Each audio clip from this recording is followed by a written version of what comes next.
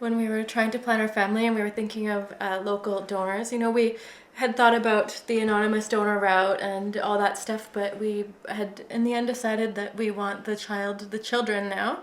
This happened because we're both pregnant, and so it was just going to be a child at the start, but yeah, so I don't know, how did we come about it? Well, I think that we explored different options, and I guess Jamie's that joking in the past of 4 or 5 years ago we used to joke with him about it. It kind of got brought to light again, and I think that we started to explore that amongst ourselves to see if we would be comfortable with that first, and then we approached Jamie with it, and it was actually a really funny situation. They got me nice and liquored up before they popped the actual question, and. And yeah, so at first I was really excited and totally on board. And then when I came home and really started thinking about it, I was like, this is more than just a one night decision. I need to really assess where to go with this. I sort of started to have some reservations. I think at the end of the day, I just sort of thought to myself, I'd rather... I'm either going to maybe regret doing it or regret not doing it, and I would prefer regret doing it and giving them the chance to sort of start a family. The girls first asked, obviously, I was very excited. Michael was definitely more reserved than I was.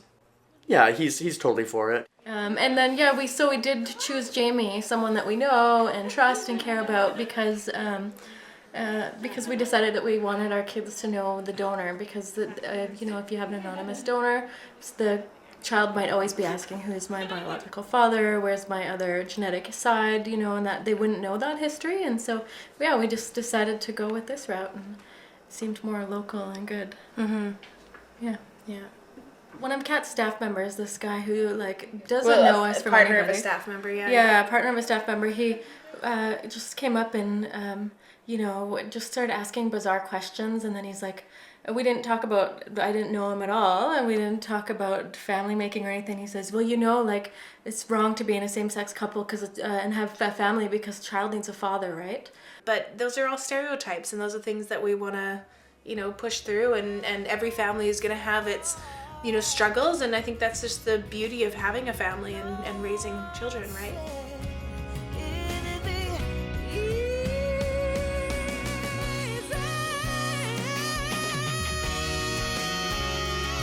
I think as long as there's love in the family, I don't think it really makes a huge difference what the parent situation is.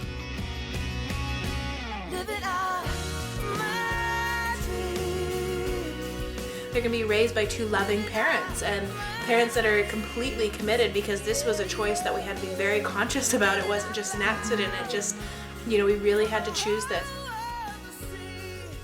To have that opportunity is an honor, I think.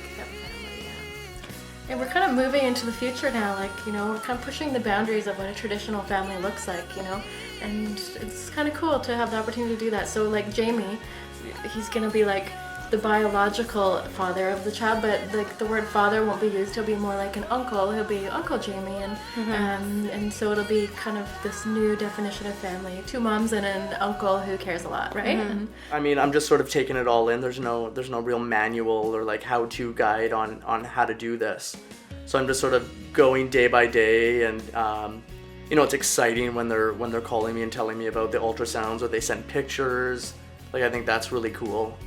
I think it's going to be really crazy when it all starts to happen, when we're at the 9-month mark, and they're starting to do it. They're starting to go into labor and give birth, and then when I see the kids, I don't know how I'm going to feel. I don't know. It's going to be really crazy. I'm very excited. Live it out.